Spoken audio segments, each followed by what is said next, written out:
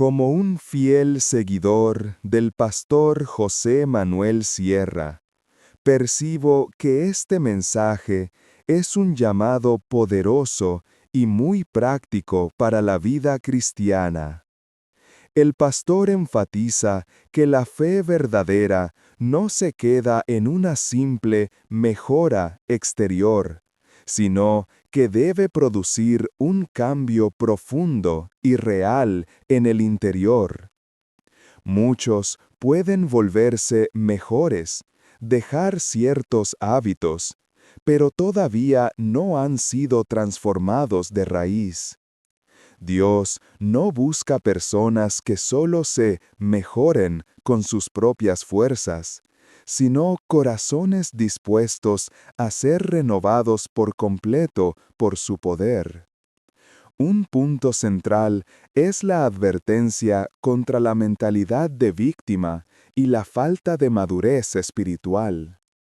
El verdadero seguidor de Cristo no vive quejándose ni resignado, sino que aprende a ser constante, paciente y a dejarse moldear en su carácter por el Señor.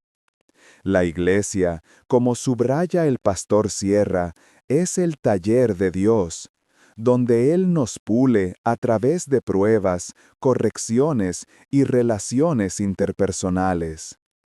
El sermón también presenta 3 herramientas poderosas para una vida firme en la fe: la palabra de Dios, la oración y la guía del Espíritu Santo. Estas son las claves para no depender de los inconversos ni de las circunstancias, sino vivir seguros en el fundamento celestial. El mensaje final es claro. Debemos anhelar una transformación total, pasar de ser personas que solo se mejoran a ser discípulos verdaderamente transformados, viviendo como nuevas criaturas en Cristo.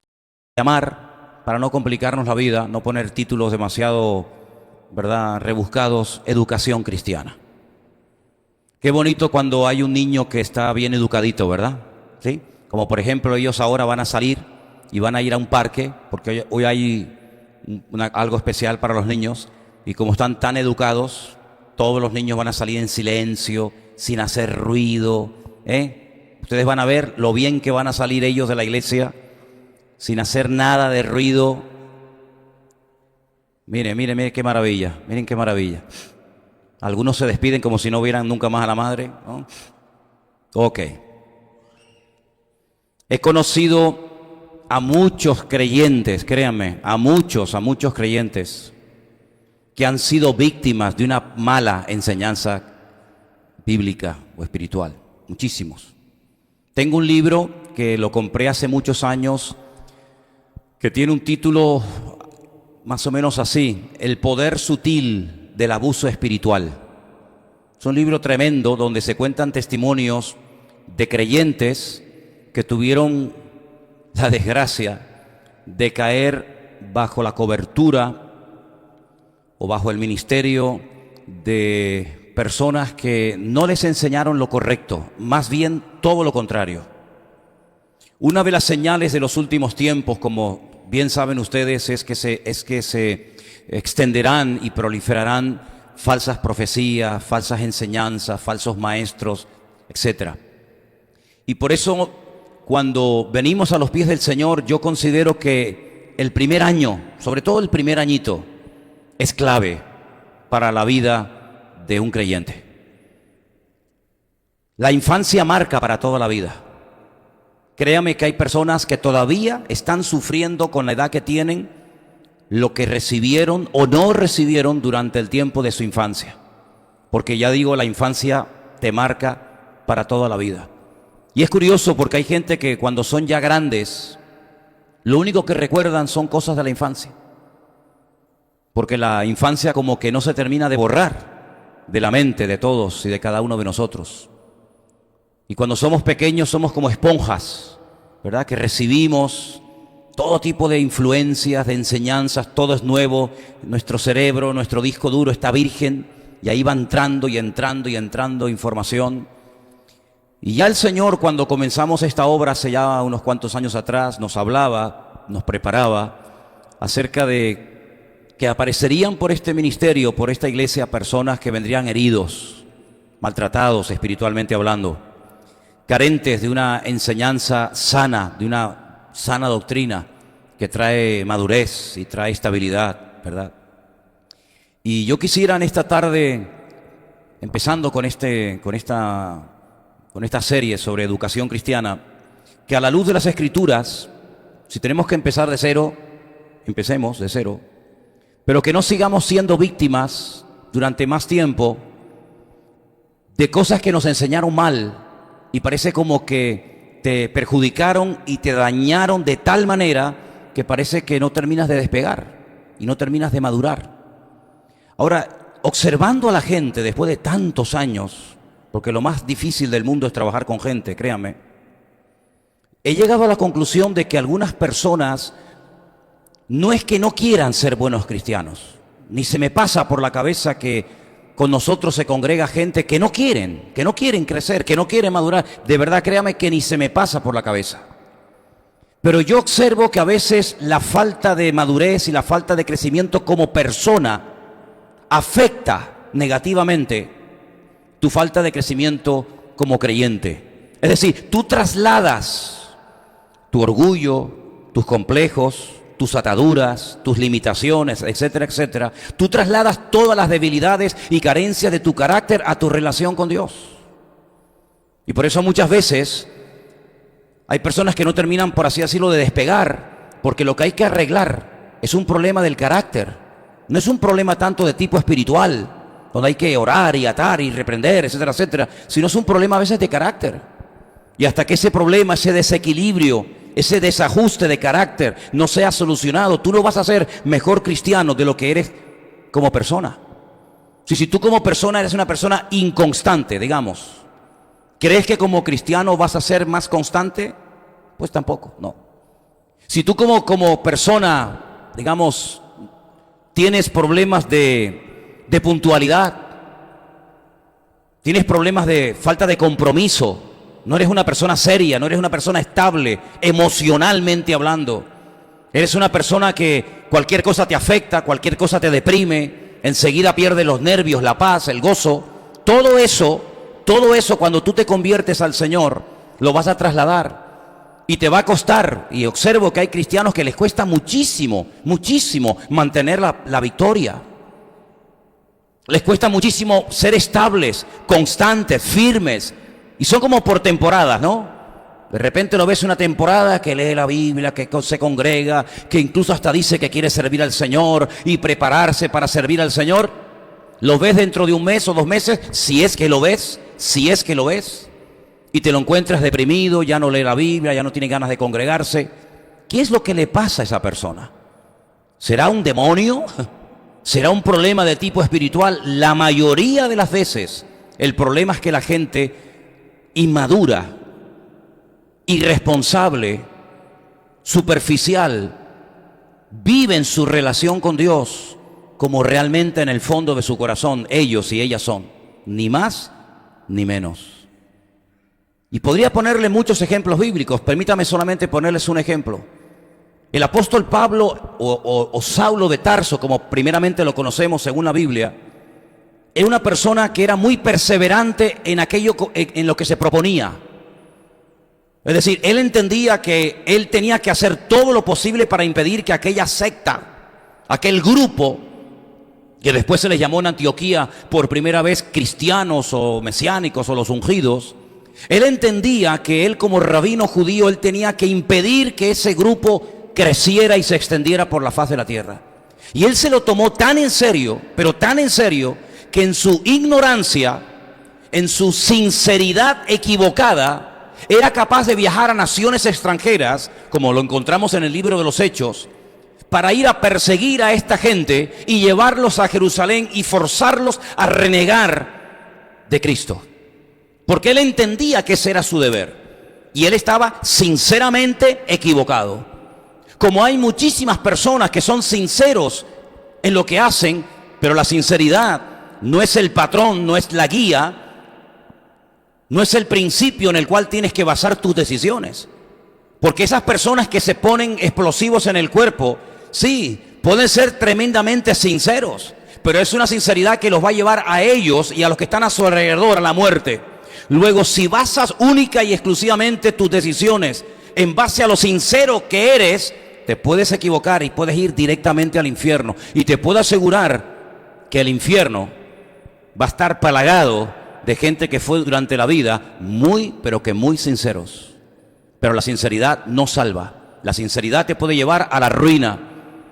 Como esos padres que hace años estaban en un hotel en la zona del norte de Tenerife y su niño pequeño salió corriendo contra una cristalera y cayó al barranco y quedó mal herido y necesitaba urgentemente una transfusión de sangre, y sus padres, en su creencia sincera pero equivocada, lo impidieron y el niño terminó muriendo desangrado.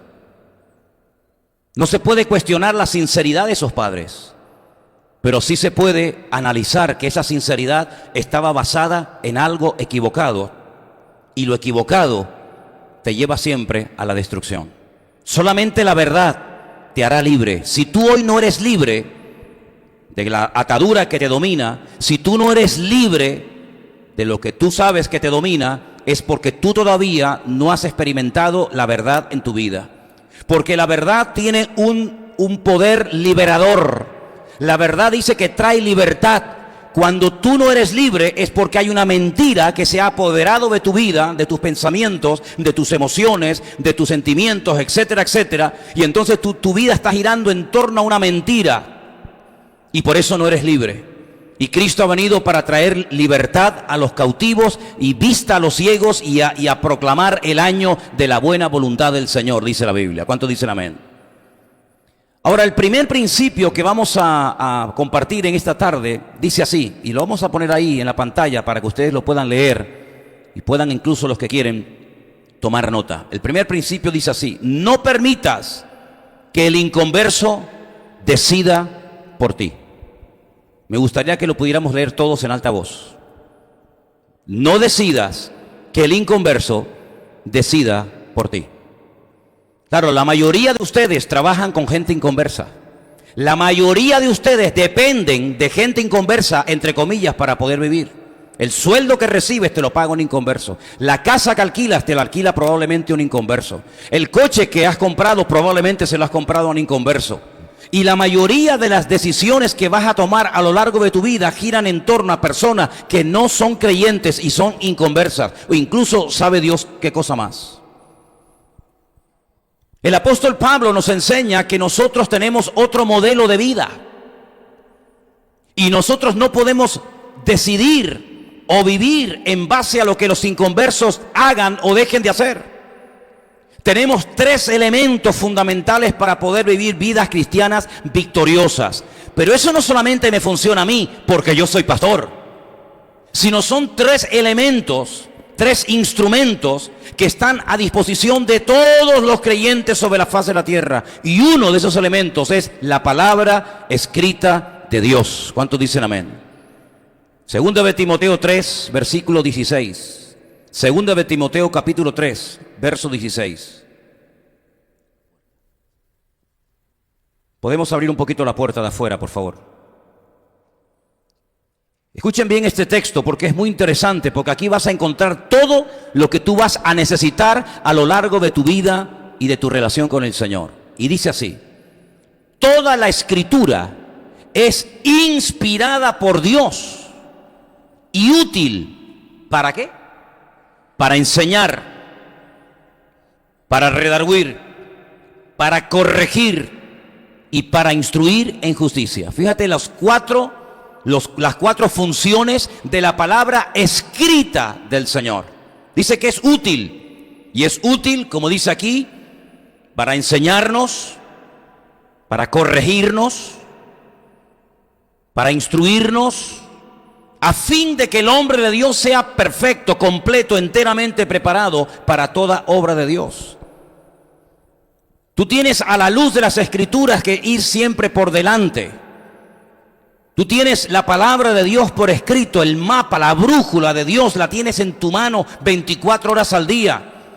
para que a la luz de la palabra de Dios tú sepas si lo que te están ofreciendo es de Dios o no es de Dios, si te conviene o no te conviene.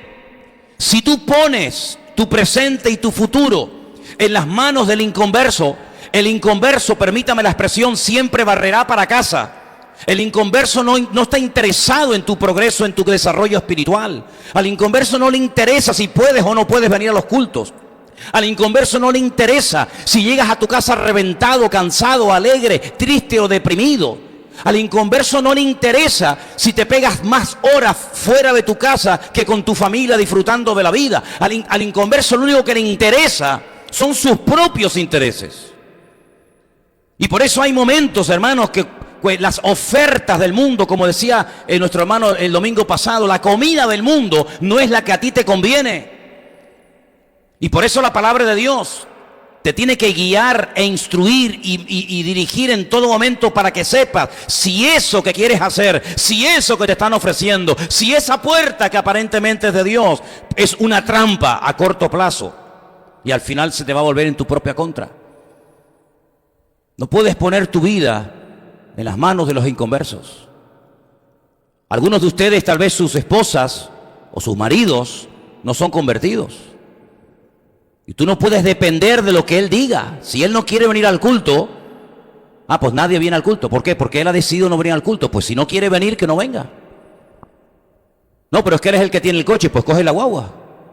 Es que están de huelga, pues vienes caminando. Pero en otras palabras, lo que no puede girar tu vida es en torno a un inconverso. Llámese padre, llámese marido, llámese quien sea. Porque por encima de ti hay una autoridad y esa autoridad es a la que tú le debes sometimiento y esa autoridad es la cabeza, es el Señor. Puede ser que algún día el inconverso diga, pues sí, no hay ningún problema, pero ¿y el día que te lleve la contraria? ¿Y el día que te ponga entre la espada y la pared, qué vas a hacer? Hay muchos creyentes que pierden su libertad por un dinero, por un simple sueldo. Pierden su libertad, hipotecan su presente y su futuro, porque parece que hoy en día el mundo gira solamente en torno a una cosa, el dinero. Y parece que sin dinero no hay paz, no hay felicidad, no hay estabilidad, no hay gozo, no hay nada. Pues la palabra del Señor nos enseña otro modelo, y si a usted no se lo enseñaron, no es mi problema.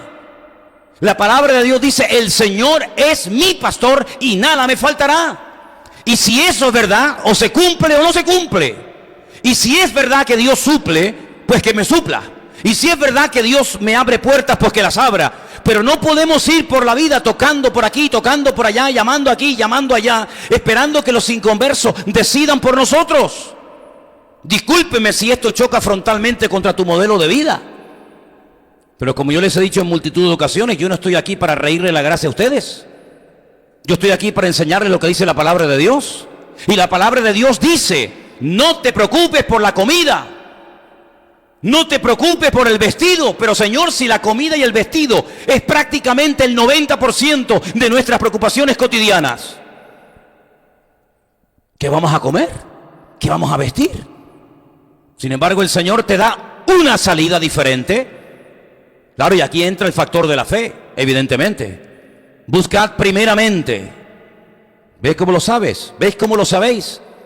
¿Veis cómo lo saben? Es uno de los primeros versículos que se aprenden y a veces sin enseñarlo directamente a la iglesia. Buscad primeramente el reino de Dios y su justicia y todas las demás cosas vendrán por añadidura. Sí, es muy bonito decirlo. Es muy fácil decir eso. Pero ¿cuántos lo hacen? ¿Cuántos verdaderamente lo hacen? Si verdaderamente eso es verdad, si la palabra de Dios es verdad, pues yo quiero ver esas promesas cumplidas en mi vida. Por eso hace poco yo les hablaba de que si tú no haces cosas diferentes, no puedes esperar cambios diferentes en tu vida. Y el nivel de fe de la iglesia y de cada uno de nosotros tiene que elevarse para que podamos vivir según los desafíos y los planteamientos del tiempo presente. No podemos vivir una vida superficial. No podemos vivir una vida dependiente y única y exclusivamente de lo que nos diga, de lo que nos ofrezca, de lo que nos prometa. Increíble. Voy a ponerles un ejemplo bíblico. Había un joven en la cárcel que tenía el don de interpretar sueños. Un día, dos presos que compartían celda con él le contaron un sueño. Él se los interpretó. Uno era el copero del faraón, otro era el panadero del faraón. Le dijo que los dos saldrían de la cárcel, pero que a uno lo matarían y al otro le devolverían su cargo en la corte del faraón. Y efectivamente el sueño se cumplió al pie de la letra. Pero a uno de ellos, al que iba a sobrevivir, este joven llamado José le dice: acuérdate de mí. Exactamente las mismas palabras que el Señor Jesucristo pronunció en la cruz momentos antes de entregarle su espíritu al Padre. Acuérdate de mí. Pasaron años y aquel hombre no se acordó de José. José puso su confianza en ese momento en aquel hombre. Acuérdate de mí. Y el hombre no se acordó de él. Hasta que pasaron muchos años y el mismo faraón tuvo un sueño. Y entonces dice: yo conozco a alguien que estaba en la celda conmigo, que me interpretó mi sueño, y si tú le das la libertad, él te puede interpretar el sueño que tú has tenido, que no hay nadie que te explique lo que significa. ¿Te das cuenta? Qué diferente aquel acuérdate de mí, aquel hombre, y qué diferente aquel acuérdate de mí cuando vengas en tu reino. Y en ese momento el Señor Jesucristo le dice a aquel hombre: hoy estarás conmigo en el paraíso. ¿Cuántos dicen amén? No miró a otra parte, no se olvidó del ruego de aquel pobre hombre de acuérdate de mí, sino que al instante el Señor le responde y le promete el cielo. Te levantaste esta mañana y desayunaste condenado a muerte, pero vas a acostarte, vas a cenar esta noche nada más y nada menos que en el reino de los cielos con el Señor Jesús. ¿Cuántos dicen amén? ¿Te das cuenta? Así que, hermanos, tenemos la palabra, pero tenemos un elemento que yo creo que sinceramente no somos conscientes del poder que tiene, y es la oración. Si comenzáramos en esta tarde a buscar ejemplos bíblicos de gente que oró y obtuvieron respuesta, estaríamos aquí hasta el 31 de diciembre. Porque la Biblia está plagada de ejemplos de personas que en momentos de desesperación, cuando no había ninguna posibilidad, oraron, clamaron al Señor, y el Señor hizo auténticos milagros. Cosas que ni siquiera con dinero se podían haber conseguido. ¿Quién iba a poder sanar a aquella señora mayor llamada Sara para que fuera madre de multitudes? ¿Quién iba a poder sanar a su nuera? ¿Quién iba a poder sanar a la esposa de Jacob? ¿Quién iba a poder sanar a Ana, la madre de Samuel? Hermanos queridos, hay momentos en la vida de que ni con dinero, ni con toda la experiencia que tienes acumulada en esta vida, las puertas se abrirán, sino solamente a través del poder de la oración. Pero todavía confiamos demasiado en nosotros mismos, en nuestra experiencia, en nuestro currículum, en nuestros años, en nuestra madurez. ¿Y saben qué? Cada vez confío menos en mí mismo. Solamente tenemos que confiar en Dios. Porque tú muchas veces encuentras personas, permítame, con un nivel muchísimo más bajo que el tuyo, que consiguen trabajos extraordinarios. Y tú con un nivel espectacular no consigues. O te encuentras gente tremendamente fea, casada con 8 hijos. Y gente guapa, simpáticos, fuertes, jóvenes, que no se casan ni a palos. Y tú dices, pero ¿cómo puede ser que este tío tan feo se haya casado y este chico o esta chica todavía nada? Hermanos, captemos el mensaje. Lo natural es el reflejo de lo espiritual. Tenemos que doblar las rodillas, tenemos que confiar más en el poder del Señor. Tú no te das cuenta que Dios está llevando a la humanidad, Dios está llevando a los gobiernos, Dios está llevando a los países a que se postren delante de Él y reconozcan de que ni con recursos naturales de incalculable valor se puede salir adelante, sino solamente hay una posibilidad de levantarse, y es en el nombre de Jesucristo. Levántate y camina. No nos estamos dando cuenta de que las naciones están siendo sacudidas y zarandeadas, que en un momento Dios cierra el cielo y se pudre la cosecha, y millones de personas se van al paro, y millones de personas pierden su puesto de trabajo. No nos damos cuenta de que Dios está tratando con la humanidad como nunca antes en toda la historia de la humanidad. Hay como un gran juego, conciertos, deportes, fútbol, manifestaciones, y la gente está como anestesiada y no se dan cuenta de que Dios está tratando directamente con las naciones y las quiere llevar al punto en el que reconozcan que sin Dios no hay esperanza, sin Dios no hay solución. Y por eso cuando te encuentres en una situación desesperada, lo primero que tienes que hacer, olvídate de teléfono, olvídate de email, olvídate de contacto, es ponerte de rodillas a orar. Y tu Padre que te ve en secreto te recompensará en público. ¿Cuántos dicen amén? Eso es lo que dice la Biblia. Sí que tienes la palabra, un instrumento tremendo. Tienes la oración y tienes algo muy importante dentro de ti. Porque la palabra al fin y al cabo, sí, puedes saberla más o menos. Pero lo que te voy a hablar ahora lo tienes dentro. Y quiero llevarte a Juan, capítulo 16, versículo 13. Un versículo extraordinario, palabras de Cristo, donde nos recuerda algo tremendo que tenemos que tener presentes en nuestra vida. Juan, capítulo 16, versículo 13. Mira lo que dijo el Señor. Lo que nos dice el Señor. Cuando venga el Espíritu de verdad, Él os guiará ¿a qué? A toda la verdad. Es decir, que todo lo que no es de la verdad no me va a guiar. Esto es algo maravilloso, porque no es será aquí, será allá, será esta puerta, será la otra puerta, será que tengo que llamar a este, será que no tengo que llamarlo. Señor, guíame a la verdad. Y así van a caer por el camino muchas cosas. No vas a perder tiempo ni energía, sino que vas a ir directamente a la verdad. Porque no hablará por su propia cuenta, sino que hablará todo lo que oyere y os hará saber las cosas que habrán de venir. ¿Cuántos dicen amén? Así que no hace falta comprar el periódico de mañana para saber lo que va a pasar en el mundo. Aquí lo tenemos en la Biblia. La Biblia es el periódico no de hoy, de mañana. Así que con estos tres instrumentos o estos tres elementos, tú no vas a tener que poner tu vida en las manos de ningún inconverso. Pues tienes la palabra, tienes la oración, y tienes al Espíritu de Dios viviendo en tu corazón para guiarte, para amonestarte, para darte testimonio, para advertirte, para guiarte. Por lo tanto, siempre tú vas por delante, ¿te das cuenta? Y tú sabes perfectamente en todo momento qué es lo que te conviene, qué es lo que no te conviene, qué es lo que es de Dios, qué es lo que no es de Dios. Y por eso no te vas a llevar sorpresas ni desilusiones. ¿Cuándo se desilusiona la gente? ¿Cuándo se desanima la gente? Cuando espera recibir algo de alguien y ese alguien no se lo da y te llevas una desilusión. Yo creía que este señor iba a cumplir su promesa, yo pensaba que me iba a llamar, yo pensaba que se iba a acordar de mí. Claro, tú habías depositado tu confianza en esa llamada, tú habías depositado tu confianza en ese inconverso al fin y al cabo, y cuando no te dio y no te llamó y no se acordó de ti, automáticamente tu fe se vino al garete. Por eso con la palabra, con la oración y con el Espíritu Santo tú estás preparado y a ti no te toman las cosas por sorpresa. Es que yo sabía que Él no me iba a llamar. ¿Por qué? Porque ya mi Señor en oración ya me lo había dicho.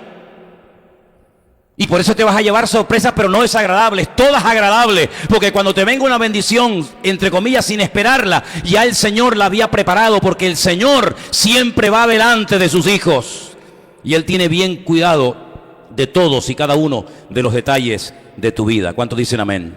Ahora, en todo esto, en el compás de espera, que es lo peor, yo entiendo que cuando uno está esperando algo, ese tiempo de espera se hace eterno, ¿sí o no? ¿Me llamará? ¿No me llamará? ¿Me escribirá? ¿Dónde estará? Ese tiempo de espera es tremendo. ¿Cómo tengo que vivir? ¿Qué tengo que hacer? Dile al que está a tu lado, mantén una buena actitud en todo momento. Díselo, por favor. Mantén una buena actitud en todo momento.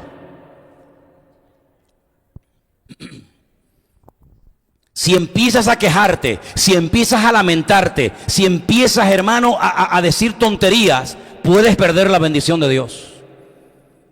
Y déjame que les diga algo, para que cuando te pase, te recuerdes que hoy te lo estoy enseñando. Antes de que venga la bendición, Dios te estará en un tiempo de espera, como que no pasa nada. Y tú dices, Señor, pero ¿dónde estás? ¿Dónde te has metido, Señor? ¿Hasta cuándo? Decía el salmista. ¿Hasta cuándo? Ese tiempo de espera es el instrumento favorito de Dios para tratar con tu vida. Así que recuerda esto, la actitud es lo que marca la diferencia. Hemos leído hoy una porción, Sonia nos leyó una porción, donde una mujer no judía se atreve a ir a un judío a pedirle que haga un milagro a favor de su hija. El Señor Jesucristo se le queda mirando y la trata como se trataban en aquella época a las personas que no eran judías. Y le dice, yo he venido con un objetivo, yo he venido con un propósito establecido y diseñado en la eternidad por mi Padre. Y es que yo tengo que venir primeramente a las ovejas perdidas de la casa de Israel. Y a través de la restauración de la casa de Israel, el mundo entero llegará al conocimiento de la verdad. Ese era el objetivo inicial. Sabemos que después fue diferente. Por lo tanto, cuando una mujer no judía, sirofenicia, se le acerca a Cristo a pedirle por una hija que tiene unos problemones espirituales terribles, ella reconoce que sus ídolos, su religión, su cultura no les sirven de nada. Por lo tanto, tiene que reconocer que tiene que ir al Señor Jesucristo, que es judío, a pedirle socorro urgentemente. Pero no recibe al momento lo que ella está pidiendo, sino que Jesús le dice, yo he venido a la casa, a las ovejas perdidas de la casa de Israel. Y no está bien coger el pan, y ahora le habla metafóricamente, coger el pan y dárselo a los perros. Y ella entiende perfectamente que ese es el trato de la época del judío hacia el gentil. Ella sabe que es una persona sin ningún derecho, sin ningún privilegio. Pero ella le dice algo al Señor, que al Señor lo sacude y le llama mucho la atención. Y es lo siguiente, Señor, ya sé que no está bien coger el pan de los hijos de la familia y dárselo a los perros de la casa. Pero los perros de la casa, por lo menos, tírale las migajas. El pan dáselo a tus hijos, pero las migajas, con una sola migaja, mi problema se soluciona. En otras palabras, ella no cuestiona la respuesta del maestro. Ella no se derrumba ante la palabra fuerte del Señor, sino que ella persevera. Y aquí hay un secreto que muchos no han terminado de descubrir. La primera palabra que no te esperabas, ¡pum!, ya no voy más a la iglesia. La primera cosa que no entra dentro de tu esquema religioso, ya estás pensando en mandarte a mudar a otro sitio. Y aquí hay una persona que la han llamado perra. Aquí hay una persona que no le han dado ni un rayo de esperanza. Espérate un momentito que atiendo a esta gente y en cuanto termine voy a tu casa y sano a tu hija. Vale, Señor, yo espero. ¿Cuánto? 3 horas, 8 horas. No hay ni un rayo de esperanza. No hay ni una palabra de educación. No hay una delicadeza. No hay nada. Hay el trato normal y cotidiano del gentil hacia el del judío hacia el gentil. Pero ella persevera, no me importan las circunstancias, no me importa lo que me ha dicho. A mí lo que me importa es que tengo una hija con un problema que mi religión y mis ídolos no pueden solucionar, pero yo sé que Él se me lo puede solucionar. Y si me tiene que humillar, que me humille. Y si me tiene que pisotear, que me pisotee. Pero yo no me voy de aquí hasta que mi hija sea sanada. Esa es la fe que Dios está buscando en el pueblo de Dios hoy en día. No una fe superficial que, ay, qué bonita la iglesia, y a las 3 semanas, si te he visto no me acuerdo. ¿Por qué? Porque el pastor no me saludó, porque la hermana no sé qué. Pero ¿qué tipo de fe estamos desarrollando entre nosotros, hermanos? Cuando el Señor Jesucristo oye la respuesta de madurez de esta mujer, le dijo algo increíble: grande es tu fe.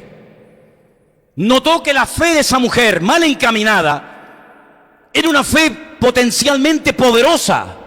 Y el Señor le dijo: en este momento tu hija ha sido totalmente sanada y restaurada. Yo creo que hay personas que no han recibido su milagro porque no han perseverado en los caminos del Señor. Yo creo que te faltaba media hora más de oración. Yo creo que te faltaba un par de kilómetros más. Pero por no haber perseverado perdiste la bendición. Permíteme que te cuente una historia real que pasó en la Rusia de la época de los zares. Había un campesino que estaba en el camino llorando, amargado y entristecido. Y por allí cuenta la historia que pasó la carreta del zar de Rusia en aquellos tiempos. Manda a detenerla y le pregunta: ¿por qué lloras?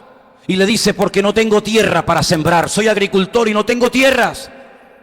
El zar en aquel momento manda que le den 4 estacas de madera. Y le dice el zar a este pobre hombre: clava en este momento donde estás la primera estaca, camina y pon la segunda, a continuación gira y pon la tercera, y finalmente pon la cuarta. Todo el territorio, todo el terreno que abarquen las 4 estacas será tuyo y de tu descendencia para sembrarla. Y el zar se va. El hombre clava la primera estaca y comienza a caminar y a caminar. Y cuando está tentado a poner la segunda estaca, mira hacia atrás y se da cuenta de que el zar le dijo: donde ponga la segunda estaca y la tercera y la cuarta será tu tierra. ¿Por qué ponerla tan cerca de la primera? Si puedo caminar 20 kilómetros. Y caminó y caminó y caminó. Y después, cuando ya estaba cansado, pone la segunda. Y a continuación camina y camina y pone la tercera. Y finalmente pone la cuarta. ¿Cuánto terreno podía tener? ¿500 metros cuadrados? ¿1.500 metros cuadrados? ¿10.000 metros cuadrados? ¿Cuánto? Lo que tú quieras, querido. Donde tú pongas la estaca, donde tú termines de poner tu territorio, esa será la tierra en la que tú podrás trabajar. Y por eso la palabra de Dios nos enseña que tenemos que tener fe, porque hasta donde lleguemos con nuestra fe y con nuestra relación con Dios, hasta allí verás la gloria del Señor. Hay gente que pone la estaca muy cerca, la primera, la segunda, y tienes ahí 1 metro cuadrado, cuando no hay límites. Ensancha el sitio de tu tienda y las cortinas de tu habitación. No seas escasa, dice la palabra de Dios. Y hay creyentes que son muy mediocres a la hora de orar. No tienen la confianza en un Dios todopoderoso, al que le cantamos domingo tras domingo. Y cantamos a un Dios poderoso, pero vivimos como si tuviéramos un Dios pobre. Y cantamos y adoramos a un Dios maravilloso, pero que a la hora de la verdad no puede resolver mis problemas cotidianos. Y hay una incongruencia, se produce un divorcio entre lo que creo y entre lo que practico. Por eso digo e insisto: mantén una buena actitud en todo momento. ¿Cuántos dicen amén? ¿Cómo puedes decir que crees en un Dios poderoso? Que esta es la palabra de Dios. Y cuando te preguntan cómo estás, tu respuesta no es una respuesta que realmente sea atractiva. No te das cuenta, y te lo he dicho 1.000.000 de veces, que está demostrado científicamente que cuando una persona cree algo, pero practica algo diferente a su creencia, enferma su cabeza y su cerebro. Por eso, amados hermanos, tenemos que estar en armonía y darnos cuenta que si creemos en un Dios grande, tenemos que orar como si estuviéramos orando a un Dios grande, y hablar como si tuviéramos a un Dios grande, y vivir y comportarnos ante la vida como si tuviéramos a un Dios grande. ¿O es que nuestro Dios no es grande? Por supuesto que sí. Por lo tanto, no solamente diga sí, yo creo que Dios, sino demuéstralo con tus actitudes, porque hay actitudes que conquistan el corazón de Dios. ¿Cuántos dicen amén? Díselo al que está a tu lado. Hay actitudes que conquistan el corazón de nuestro Dios. No permitas que el inconverso controle y decida tu vida. Mantén una buena actitud en todo momento. Tercer punto de esta clase de educación cristiana: acepta el trato de Dios para tu vida.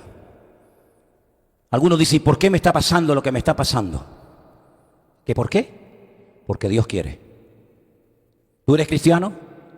¿Cuántos son cristianos aquí? Ok, ahora cuidado, no respondas tan fácilmente, porque esta pregunta tiene tela, ¿eh? ¿Cuántos aman a Dios? Ya son menos las manos, me di cuenta, ¿eh? Cristiano es una cosa y amar a Dios es otra cosa. ¿Cuántos son cristianos? ¿Cuántos aman a Dios? Ahora lo entiendo. Ahora lo entiendo. La Biblia dice que los que aman, no los que creen, los que aman. Luego es una promesa condicional. No es una promesa para todos los que creen. No. Hay promesas que son para todos los que creen, pero hay promesas que son condicionales, y esta es una de ellas. Los que aman a Dios, tienen que saber que todas las cosas les ayudan a bien. Si yo amo a Dios, estoy en obediencia, estoy en orden, que significa amar a Dios. Estoy haciendo su voluntad, eso significa amar a Dios. Estoy leyendo su palabra, perseverando en sus caminos. Eso significa amar a Dios. Me estoy congregando, estoy haciendo mi parte. Eso significa amar a Dios. Tengo que aceptar que Dios me está tratando. ¿Dónde me trata Dios? Uno de los lugares donde Dios ha decidido tratar con nuestras vidas es la iglesia. Por eso no busques simplemente una iglesia donde se predique la sana doctrina. Porque si tú solamente lo que quieres es escuchar un buen sermón, no hace falta que vengas aquí para nada, ¿eh? Te quedas en casa y puedes ver el culto en directo y encima no tienes ni que ofrendar ni diezmar, te sale gratis. Si buscas una iglesia donde oír una buena palabra, te metes en internet, mividanueva.org, buscas culto en Facebook o en YouTube y ahí ves una buena predicación de sana doctrina. Seguramente habrá otras, pero yo tengo que hacer publicidad de la mía. Pero entonces, ¿por qué venimos aquí y no se quedan ustedes en sus hogares y yo desde aquí les predico y ustedes abren su ordenador y ven el culto? ¿Qué sentido tiene si todo esto que estamos haciendo aquí yo lo puedo ver a través de mi teléfono, a través de mi ordenador en mi casa? ¿Qué necesidad tienen algunos hermanos de venir de la punta de Teno, ¿no? De la punta del Hidalgo, como hay aquí hermanos que vienen de la punta del Hidalgo, hermanas que vienen del sur, de San Isidro, hermanos que vienen de Icó de los Vinos, y no sé qué más lugares lejanos hay aquí? Bueno, algunos vienen de Cuba, otros vienen de Israel. Hay una hermana que dice, voy el domingo al culto, voy a ir al culto de Tenerife, ¿no? Porque te voy a enseñar algo que a lo mejor a ti nunca te enseñaron. Porque a mí me ha tocado muchas veces decirle a la gente lo que ningún pastor tal vez se atrevió a decirte. Y es que a la iglesia no solamente vengo para escuchar una buena predicación o sana doctrina, a la iglesia vengo para ser tratado en mi carácter. Si tú te quedas en casa con tu ordenador delante, nadie, no vas a tener problema con nadie, más que contigo mismo. Pero si comienzas a congregarte en esta o en cualquier otra iglesia, puede ser que en cualquier momento choques con alguien, el primero conmigo. Porque te voy a decir, por favor, ¿puedes bajar la voz que vamos a empezar el culto de oración? Este hombre no tiene amor. O puede ser que te diga, mire, hermana, aquí no se puede sentar, sino se tiene que sentar allí. ¿Cómo? Si la iglesia no solamente es el lugar donde vengo a escuchar palabra de Dios, sino es el lugar, es el taller de Dios, donde Dios va a sacar a la luz cosas de mi vida que en ninguna otra circunstancia van a salir. Y ahí donde Dios va a comenzar a tratar con mi orgullo, con mi impaciencia, con mi soberbia, con mis complejos, etcétera, etcétera. Si tú simplemente vienes a la iglesia para escuchar la palabra, te vas a perder el privilegio de poder crecer y madurar en los caminos del Señor. Pero si tú vienes y dices, Señor, trátame, moldéame, pódame, haz lo que quieras en mi vida, te aseguro que se va a cumplir lo que dice la Biblia. Hierro con hierro se aguza. ¿Lo habéis leído? ¿Seguro? Hierro con hierro se aguza. Dios va a poner a mi lado a alguien que seguramente me va a buscar las cosquillas, o me va a sacar de mis casillas, o me va a poner nervioso, o sabe Dios qué, y en ese momento tú tienes que aceptar que no es la persona, no es él ni ella, sino es Dios el que está utilizando a esa persona para mostrarte algo que ni tu padre ni tu madre se atrevieron a decirte o a corregir en tu vida.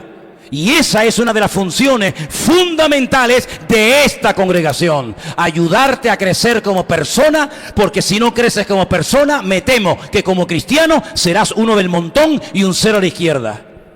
Y muchas veces se potencia la parte espiritual, pero te repito, si no arreglas tus problemas de personalidad, de carácter, de esa super timidez que te ata, o el orgullo, o la soberbia, o lo que sea, me temo que como cristiano no serás mucho mejor.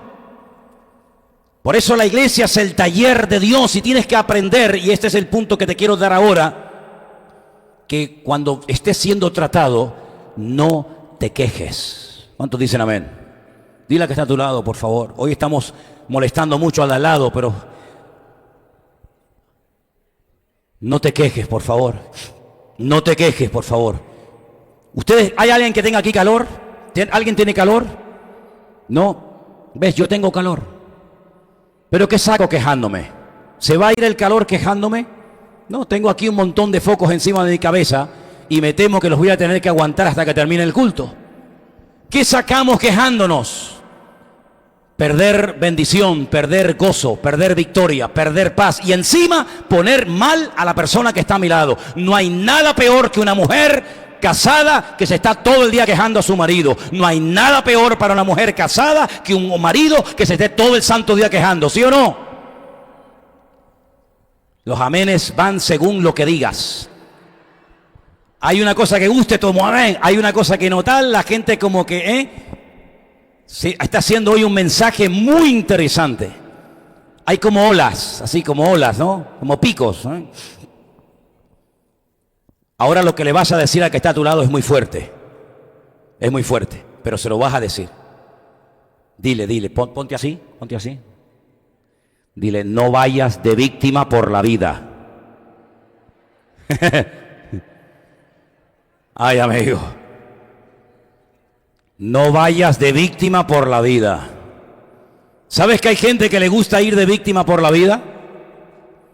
¿Cómo sabes discernir? ¿Cómo reconocer a uno que va de víctima? Cuando le preguntas cómo está y no te dice ni bien ni mal, te dice, ahí tienes que pedir discernimiento de espíritus o discernimiento de gestos. ¿Cómo estás? Bueno. Uy, amigo.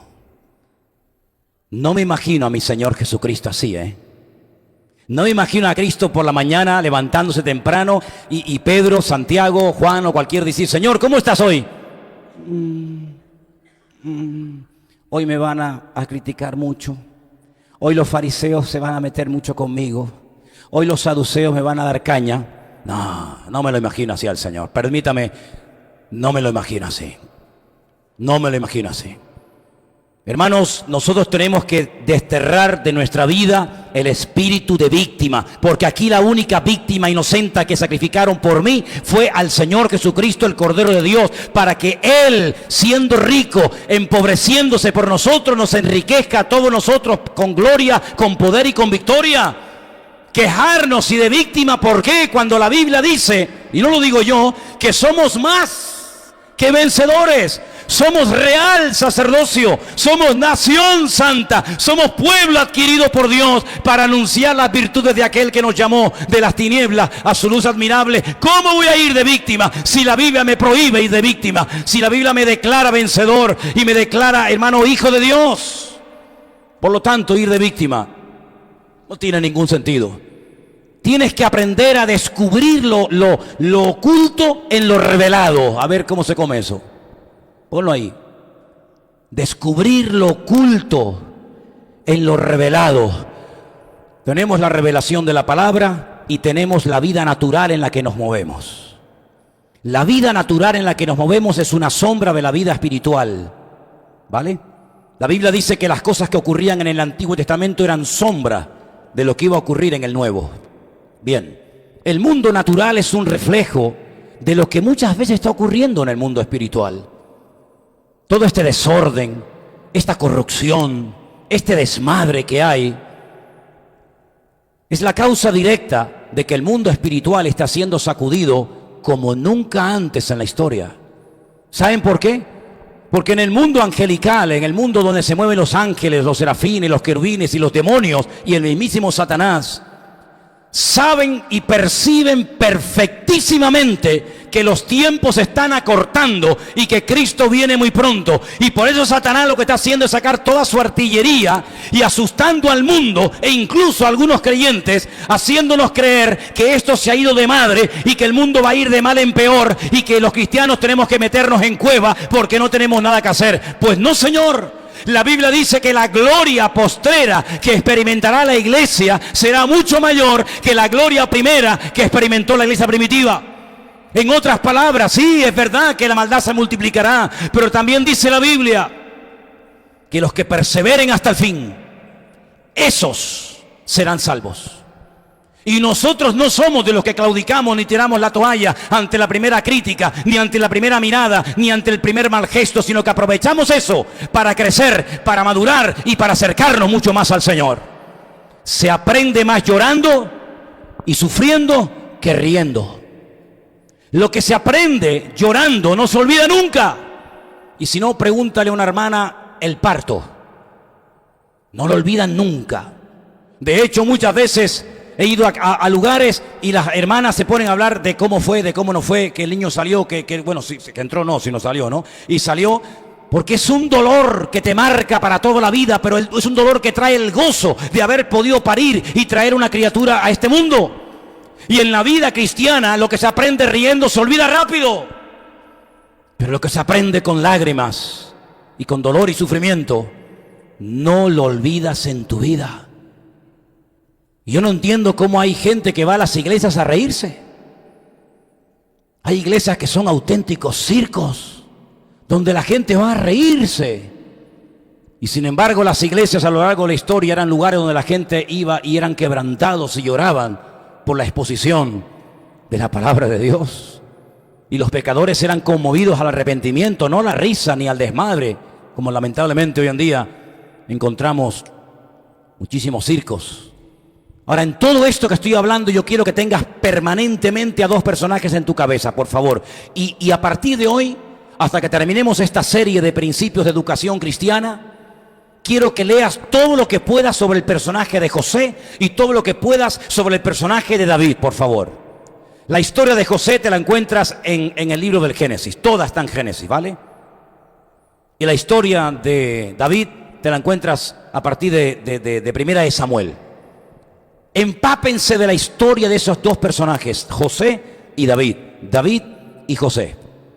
Porque ellos aprendieron que para poder llegar a la madurez y para poder llegar a descubrir la esencia y el corazón de Dios, uno tiene que ser perfeccionado por aflicciones y por pruebas y por dificultades.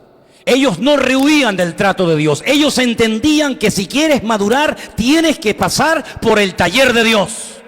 Y además te digo algo, se nota a la legua quién ha pasado por el taller de Dios y quién es un niño bonito que no le puedes hacer ni porque enseguida se deprime. Se nota a la legua quien está curtido en batallas, quien aguanta carros y carretones, quien aguanta lo que le echen, lo que le digan. Lo podrás ver, como decía Pablo, como entristecido, mas siempre gozoso, como no teniendo nada, mas poseyéndolo todo, como desconocidos, pero bien conocidos, ¿verdad?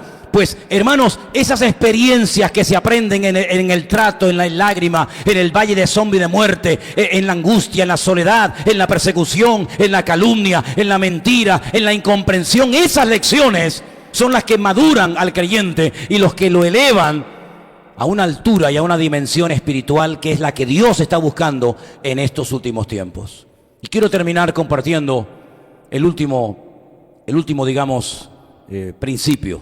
Hemos hablado acerca de no ir de víctimas, de no permitirle al inconverso dirigir nuestra vida, de mantener en todo momento una buena actitud, de aceptar el trato de Dios, de descubrir lo que Dios me está tratando de decir en lo que no veo, en lo oculto, por así decirlo. Como la iglesia es el taller de Dios, pero también quiero terminar diciéndoles esto.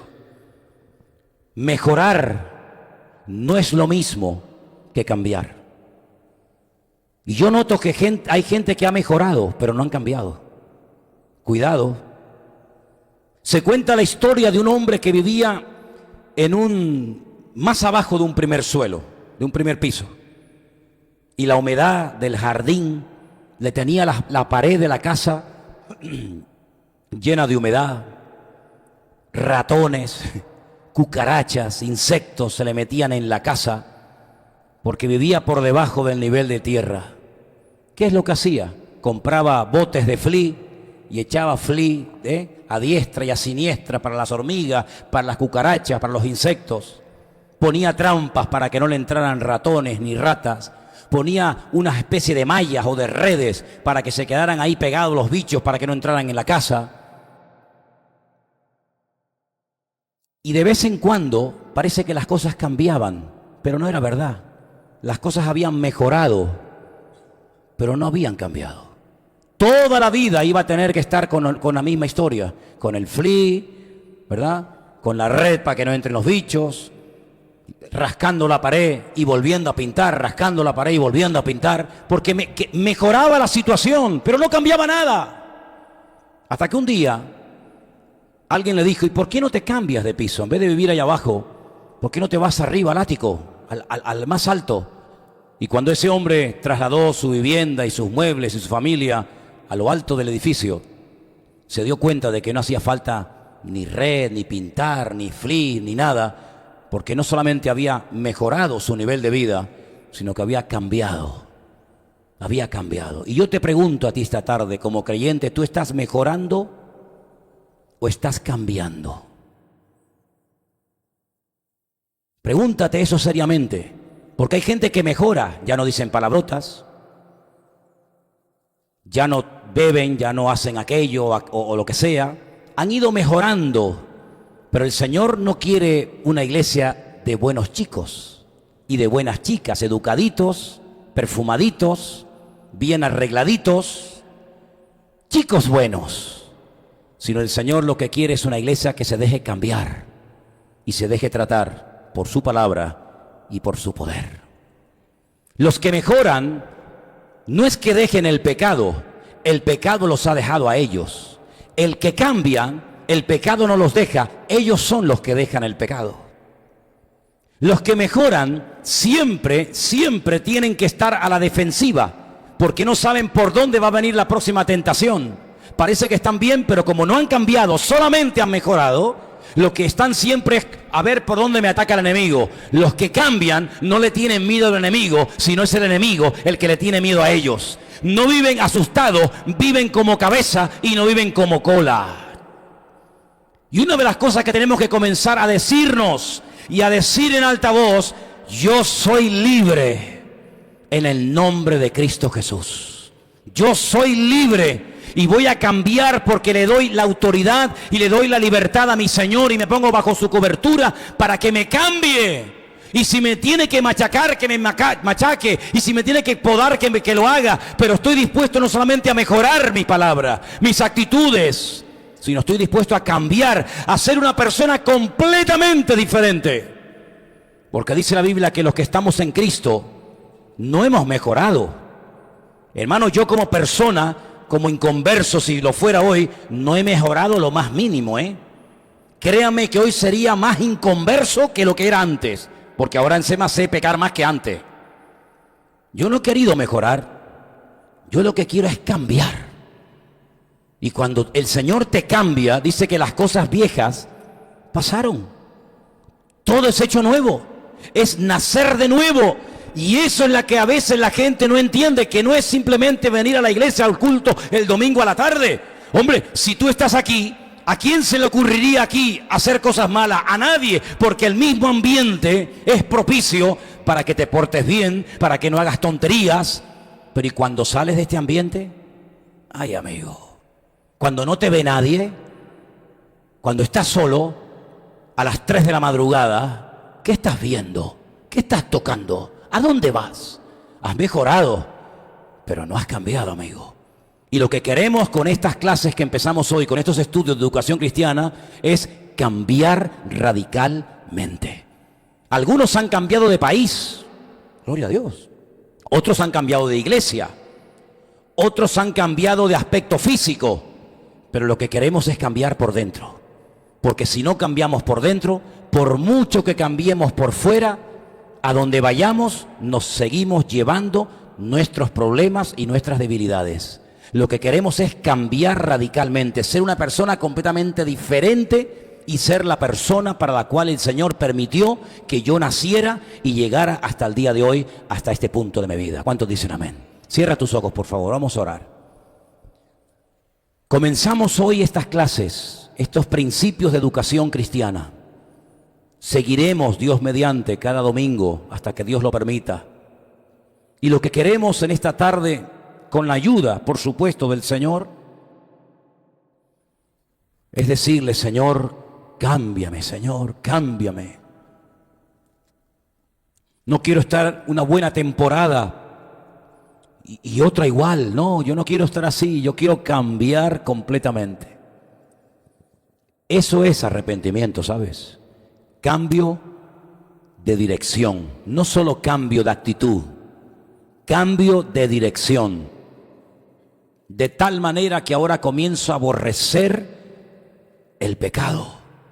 Lo que antes me atraía, ahora me produce náuseas. Lo que antes me dominaba, ahora domino. Lo que antes controlaba mi vida, ahora se somete. Porque yo lo que quiero es cambiar, no mejorar. Para mejorar están los psicólogos, los psiquiatras, los terapeutas. Pero para cambiar está Cristo y está la Biblia.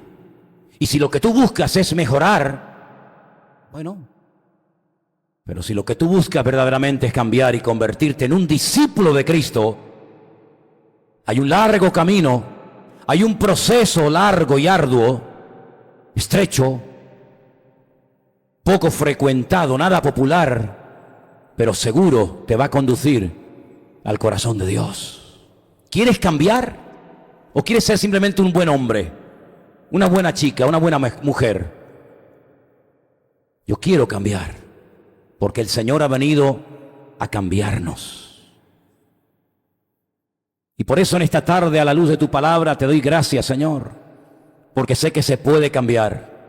Porque en la Biblia encontramos muchos ejemplos de personas que cambiaron, no porque eran poderosos para hacerlo, sino porque se rindieron a ti. Y cuando una persona se rinde al Señor, esa persona puede cambiar.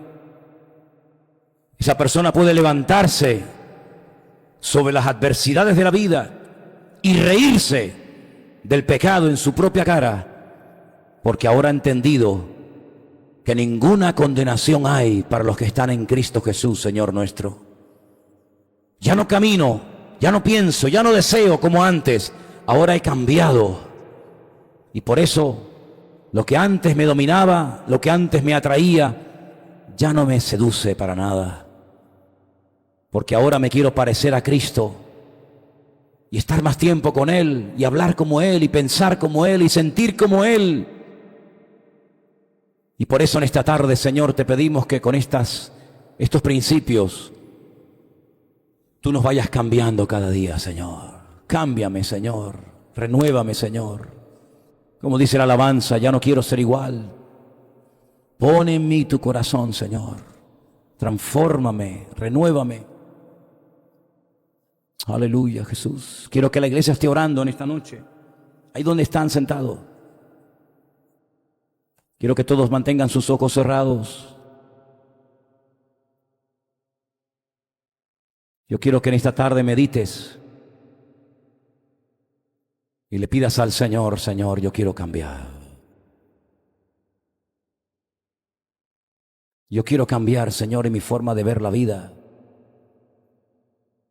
Yo quiero cambiar en mi forma de hablar, Señor, mi forma de comportarme.